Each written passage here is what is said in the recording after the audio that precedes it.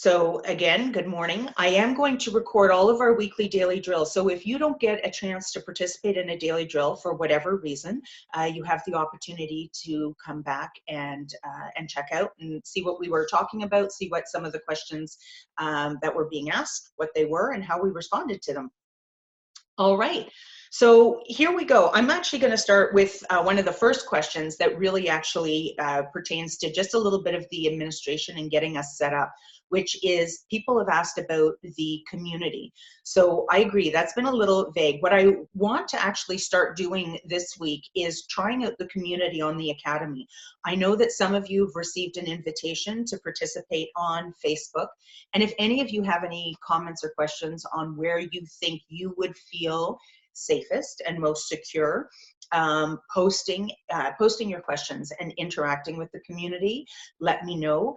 But I want to try to keep it as simple for you as possible too. So I am going to attempt today to post this recording into the Academy community so we can get everything stored in one spot. Once I get that posted there, I'm going to send you a link to that video. So I think if we can start building the community within the Academy versus the private Facebook group, I think that's the way that we're going to go. Again, if you have any comments or feedback on that, please let me know, and we can modify as we go through. I'm learning too, and what you're going to see through this process is you will most likely never get it perfect.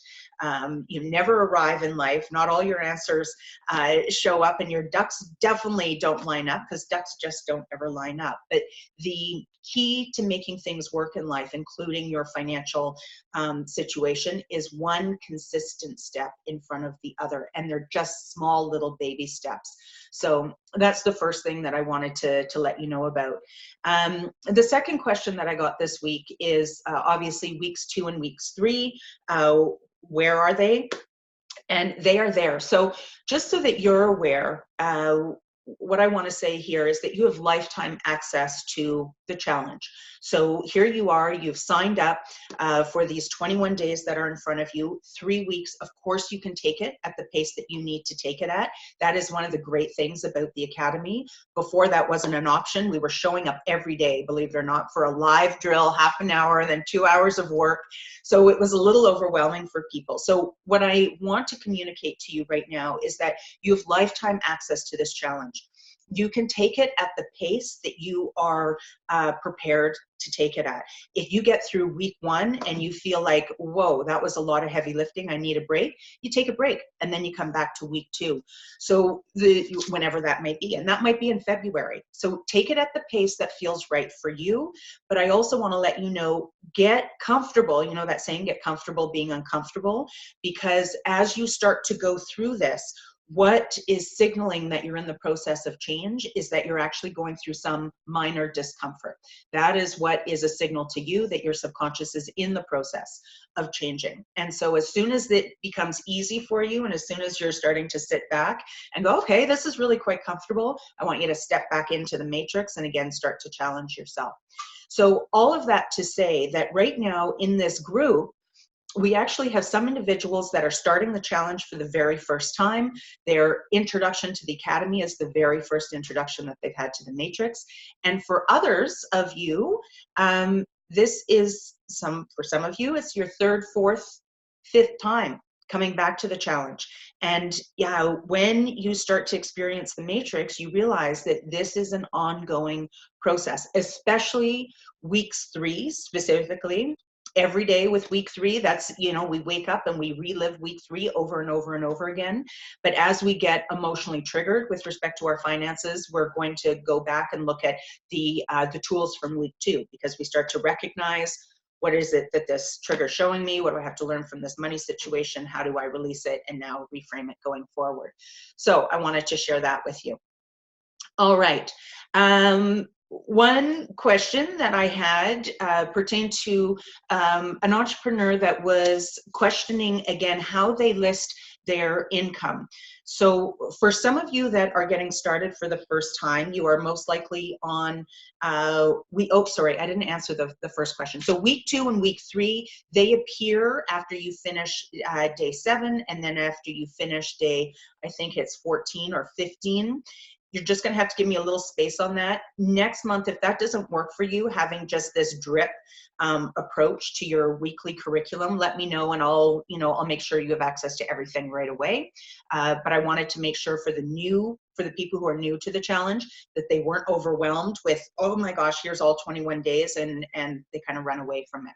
So back to the question on the draw. So you will notice in week 1 under money management that I'm asking for you to, depending on what day you're on, we're Tuesday today, so you could be on day 2 of the challenge, but I've asked you to identify what your monthly salary is. And there is a question around how entrepreneurs are going to calculate this. So I believe I put it into the video, but again, just to clarify, what I need you to do here is this 2-step process. I need you to either think back or look back to monthly, what was your business paying you? Now, hopefully you've got 2 separate bank accounts, one account for your business and one account for your personal. This is a good time to do this because tax season is coming up anyways, and you should know how much your business has been paying you personally as an expense. So take a look at the past year if you can. If not, take 6 months. And again, intuitively, I suspect you are going to know on average how much the business actually pays you so that you can pay your bills. So if you're taking 6 months, I want you to take that total and then divide it by 6. If you're taking a look at what the business has paid you for the full year, you take that number and you divide it by 12. That is going to give you your average income that the business has been affording you. So that's step 1. Now, the second step to this is that you're going to be putting that number in your gross salary, whether it's number 1 or 2, if you've got a partner, if you're listing the partner salary there. So you're going to be putting that big number. Let's just say it's the business is paying you $5,000 a month. You're going to be putting $5,000 there. But again, remember, what most business owners are not doing is they are not calculating for personal taxes. So bear with me while I'm on my phone here, but you need to then take $5,000 as an example, and you need to multiply it by, I'm going to use 33%. You're going to notice as we go through this challenge, I just stick with a 33 to just be on the safe side. If you know your tax bracket is lower than that, you use what makes sense for you. I use 33 to be safe. So we're going to multiply that by 33%. And I just did that wrong. So 33%. That means that of the 5,000 that you are getting as an average, we're just taking an average as a monthly draw, that's 1,650 that should be applied to your taxes. So now I want you to take that number, whatever that number is, and I want you to show it as a deduction, right, on the income tax line that you're going to see. Because otherwise we're making false assumptions that all that 5,000 goes to us, and it doesn't. We are sharing $1,650, right? So that is there. Now, so that's how we're going to do the draw. The other piece that I need you to be aware of is, especially in the first 2 days of the challenge, a lot of people get so nervous around, I've got to get all of this right, and I've got to get the exact right number, and I've got to calculate. And do not spend hours doing this, because there is nothing we can do to fix the past. And you're going to see, depending on, again, where you're at in the challenge, you're going to see me talk about the fact that your current relationship with money is simply, your current financial situation is simply a reflection of your former decisions. That's it, right? What is in your bank account right now is a reflection of the decisions and the choices that you have made in the past. So there's nothing we can do to fix the past. We can learn from it, but if you're indebted, then you're indebted. If you're not saving, you're not saving. It doesn't matter if if your savings account is 1,000 or if it's 3,000, you're not saving enough. That's all we need to know to carry you forward going forward into the future. So please, especially those of you that when you took your money type quiz are skewing martyr, martyrs have the tendency to be perfectionists. Right? So do not labor over these exercises, especially day 1 and day 2, because perfection is not what we're looking for. Perfection around the past, especially, right? Let's take this going forward. Just get the number in there. On that note, there was a question about partners and expenses. So while I'm talking about where to chart all of this, let me get to this question. So the question was, when this individual has a partner and the expenses for this, sorry, this is a life partner, this is not a business partner, because remember the 21 days is all about our personal relationship with money, not our business relationship with money. So if you're in a relationship and you've separated the finances, but maybe there's a point of it where it's joint, where you're both contributing to the mortgage, as an example, or you're both contributing to investment accounts, whatever that looks like, there's a couple of options for you. You will notice that in your spreadsheet, you have your current budget, and you've got your magic number budget, and then you've got a budget for, I think it's labeled Plan B and Plan C. If you want, what I would encourage you to do, if you're taking this challenge with a partner, is actually just move over to Plan B and Plan C if your expenses and incomes are separated, and then just put them beside each other so that you can see the incomes, that you're sharing each other's data. Like you can see what each one of you is contributing with respect to income and what each one of you is contributing with respect to your expenses. But you can see them side by side, but they're still separated.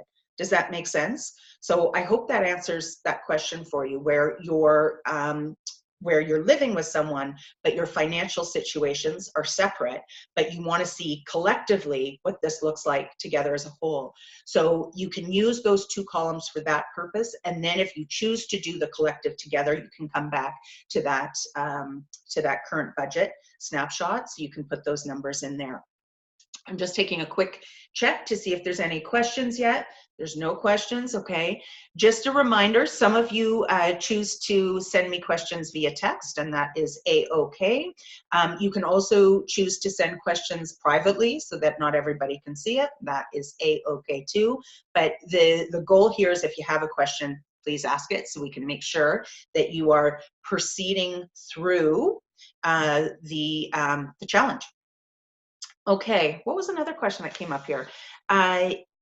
Debt. Okay, so this is actually good because I'm going to speak to, I did an interview yesterday with CBC and there were some questions on debt. And so this is the last question that I was asked this week. And so I'm going to move into the content that I shared with the CBC listeners yesterday, because I think this is valuable for you here. So the question was, what number should you be putting into your debt column?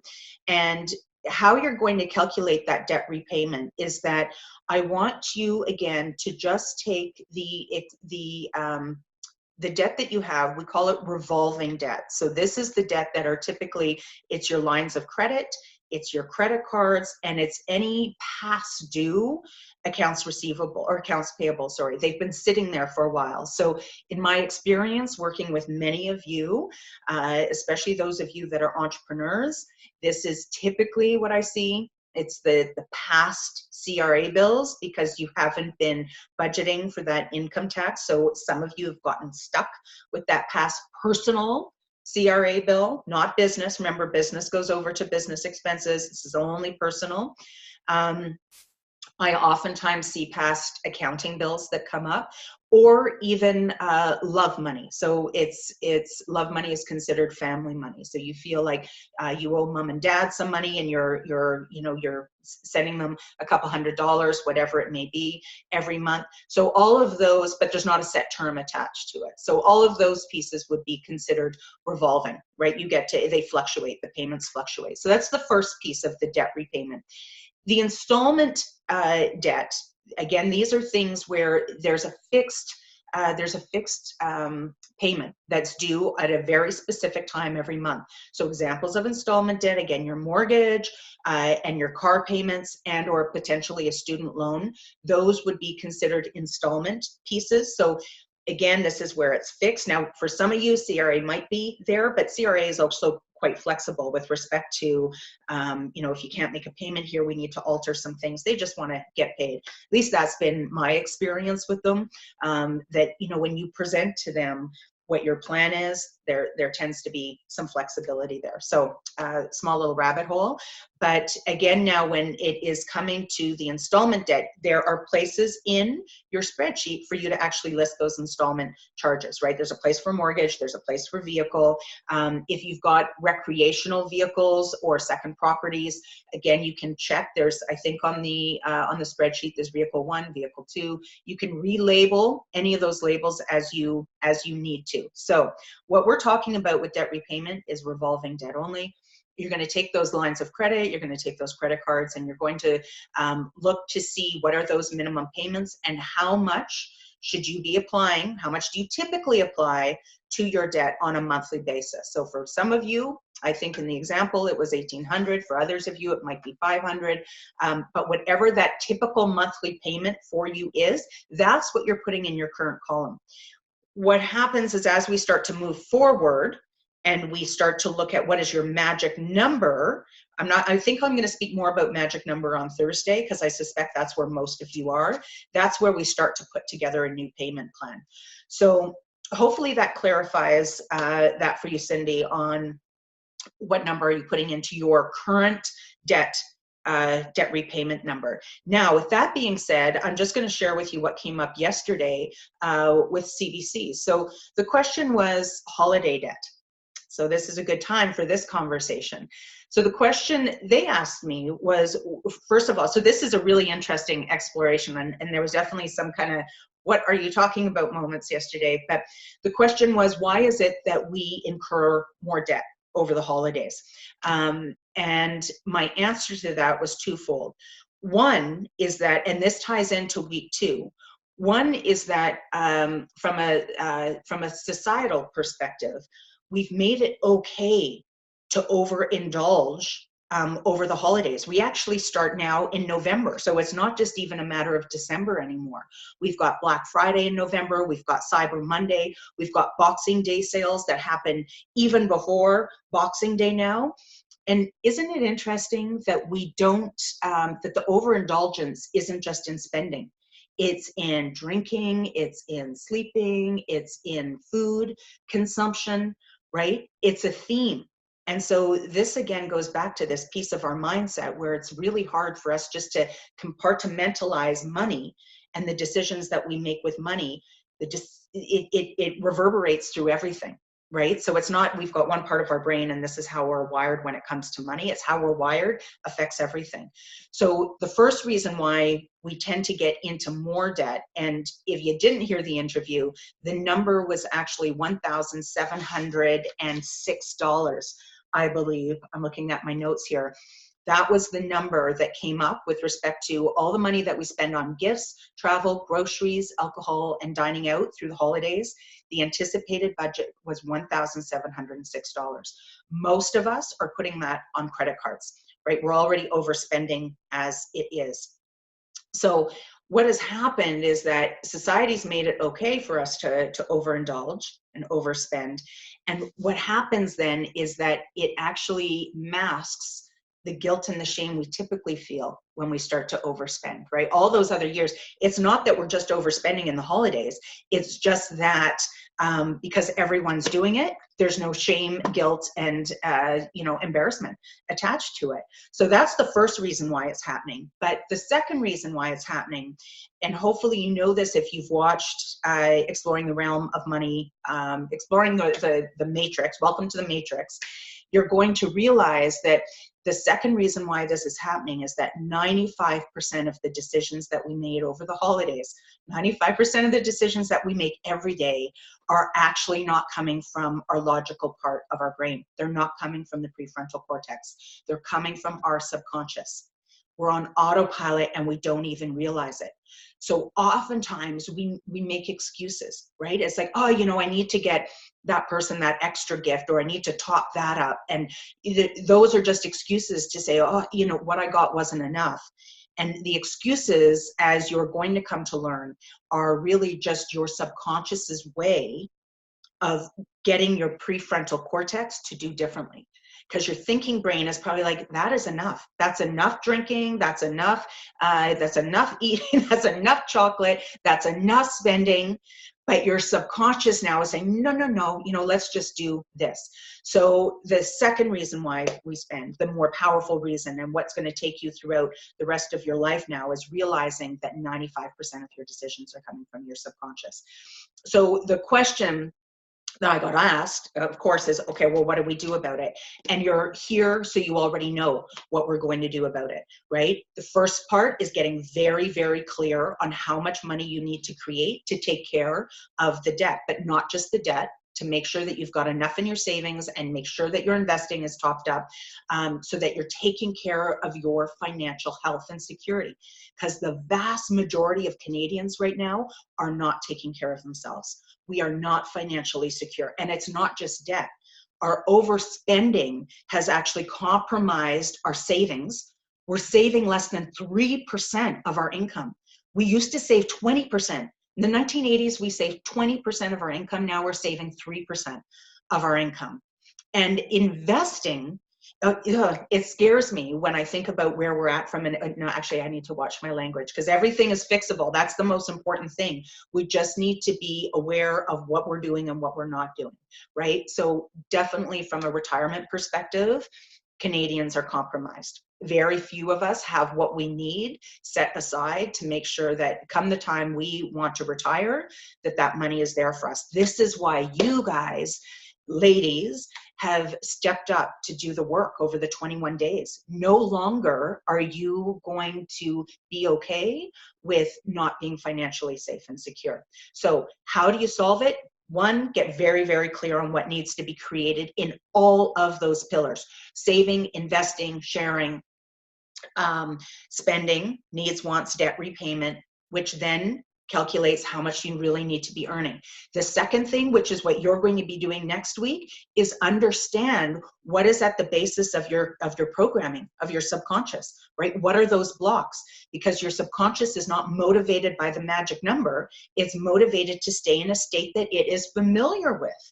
Right? So whatever that indebted feels like to you, indebted, burdened, pressure, anxiety, stress, whatever that may be, that is what you most likely have grown up in, because that's what's programmed your subconscious, whatever those feelings are. And it's not just the financial stress, it's the, it's how you got paid when you were younger was through nurturing. That was your form of currency. So I'm getting way off track from money management, which is what week one is supposed to be about. But I want you to recognize this, that whatever those feelings of debt might be for you, even if it's just a little bit of debt, that is an indicator as to what your programming currently holds for you. So that's week two. Get very clear on what those blocks are so we can reframe them. And week three, and this is where CBC was like, what was that? Because week three is cellular biology. Right? What we need to do to reprogram the cells of the subconscious is to understand what it's going to feel like when we have financial security and safety and stability. Because when we start to feel that and we show our subconscious what that feels like, then it starts to make different decisions on our behalf. Because it's still going to be 95% of our decisions are directed by our subconscious, but it's going to have different motivation now. So hopefully that makes sense. So what I want to leave you with are just some very tangible tips for if you have amassed extra debt over the holidays and you want to get rid of it. First of all, what I told CBC was build a budget, which is what you're doing this week. So you're already one step ahead of the game.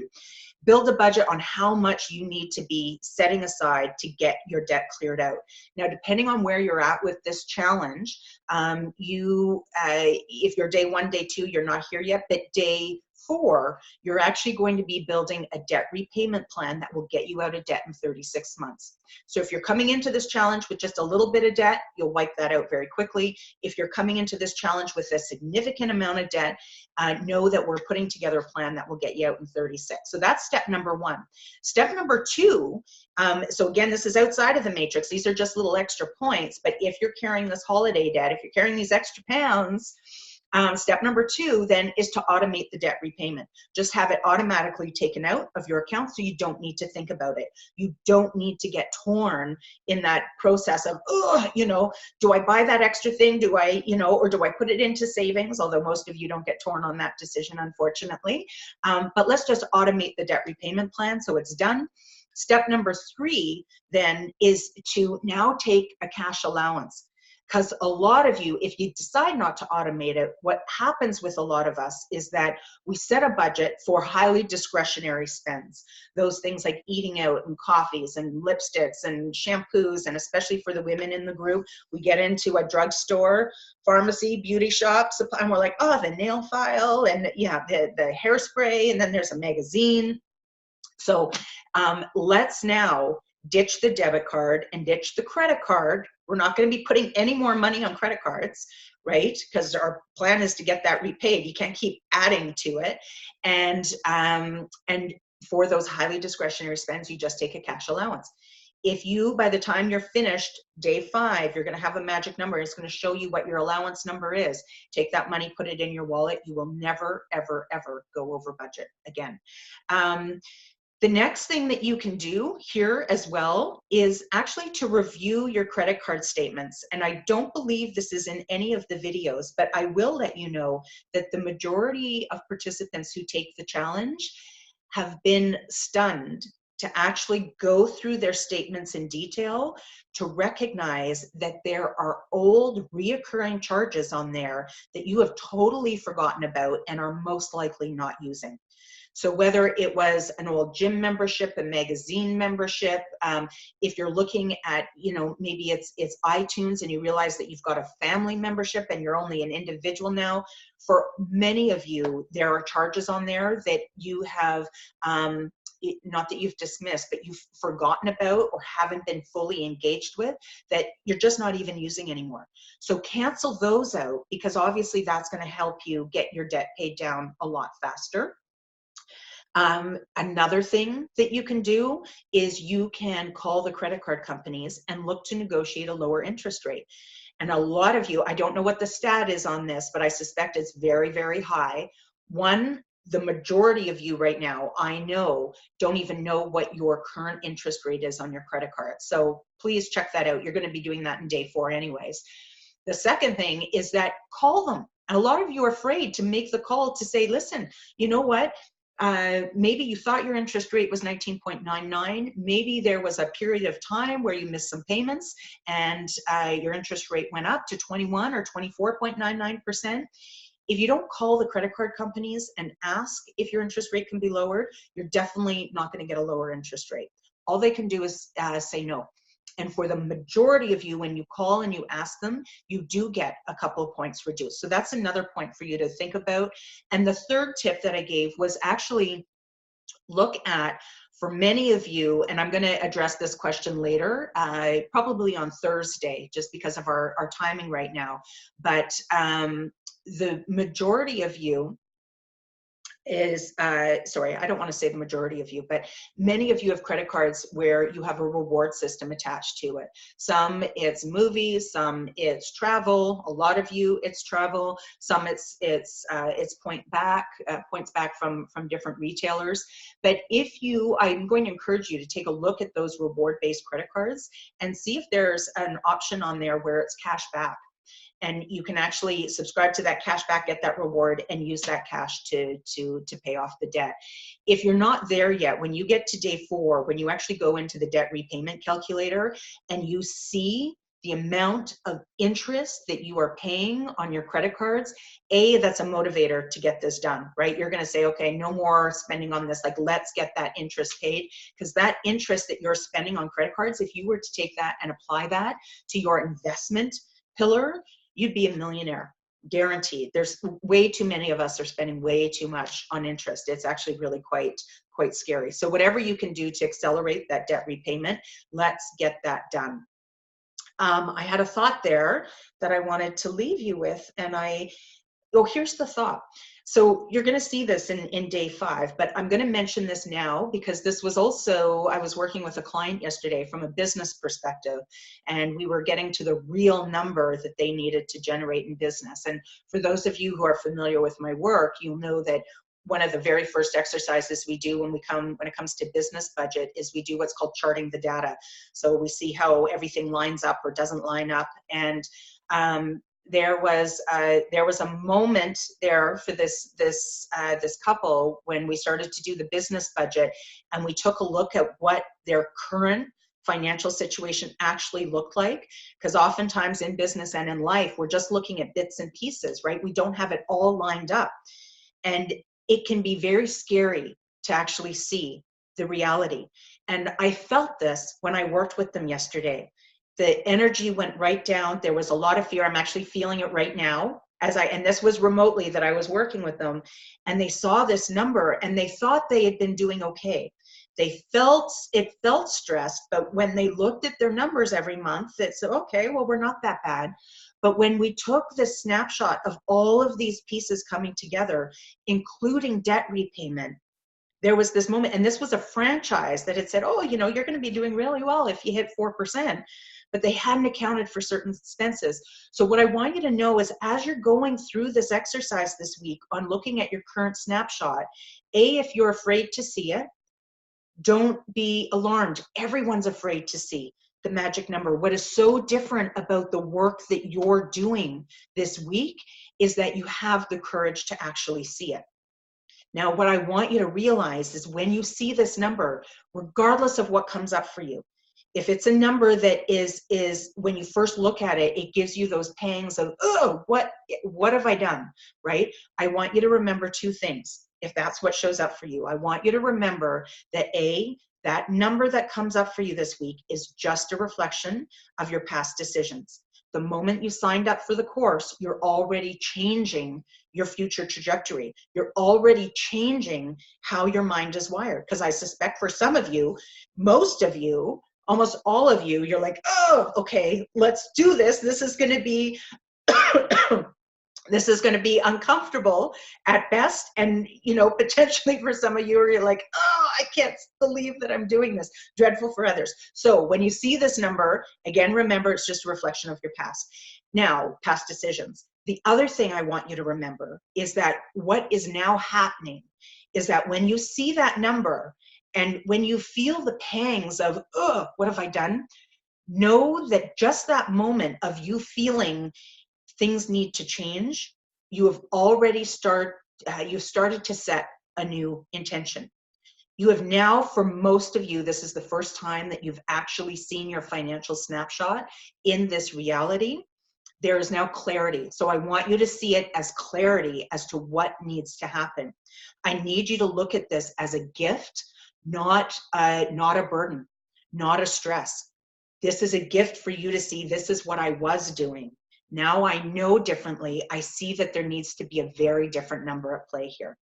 Very different number. So there's clarity in it, and there's a new intention with it. So I want you to start training your mindset, getting from this mindset of dread and apprehension and anxiety and stress, to start looking at it, just start thinking about it as, now it's clear. There's clarity. And now I know what I'm actually working towards. I want you to start training your mindset in that capacity. Okay, I feel like I have been doing lots of talking, and that's because I have. I'm going to turn it over to you for questions. I'm going to keep this open for a minute or two and see if any questions come up. I don't want to overwhelm you with a whole bunch of extra stuff just to hear myself talk for the sake of talking. I'm watching for your questions to see if anything shows. I'm not seeing anything. So just again, well, if anything's coming to mind, there's a couple things on questions. There's no such thing as a silly question. I have also noticed in the past doing this, when one of you asks a question, it prompts thoughts from others. So sometimes one question gets everybody else starting to think about questions. So again, it takes that, I don't know if you've ever seen, is it Seth Godin? I forget who it is. it's the crazy dancer video. I'm going to actually find a way to post that for you, because it takes that first soul to be courageous enough to ask the question, and then it takes the follower to go, oh, that's a great idea. And then we end up having this amazing, amazing discussion that ensues. So as you get used to this process, that's great. Let's just start thinking about your questions for the next coaching call. If you're going to join me on Thursday, you're absolutely welcome to. I will look for some new content to share with you, as well as obviously taking your questions. If you don't want to post them here, that's fine. Please send me a text, or please put them into the community. So I'm going to take the next little while to figure out how to get this video into the community, invite you into that community, into the academy, so you can see it. And you can post your questions there. You can also post your questions on the day of the assignment as well. In that daily drill, you will see that there's an opportunity to engage in discussion on there. So please do that. And I can answer your questions there, and I will share them again here on the video. Okay. Well, that is it for me. No questions coming up for you. Thank you for joining me this morning. Potentially, I'll see you on Thursday if that's where you want to join me. Again, for some more tips and tricks on week 1 money management. Otherwise, enjoy the matrix, enjoy the challenge. Thank you for showing up. Thank you for having the courage to take the challenge with me. And I so appreciate it. I so appreciate you. All right. Bye for now, everybody. We'll see you on Thursday.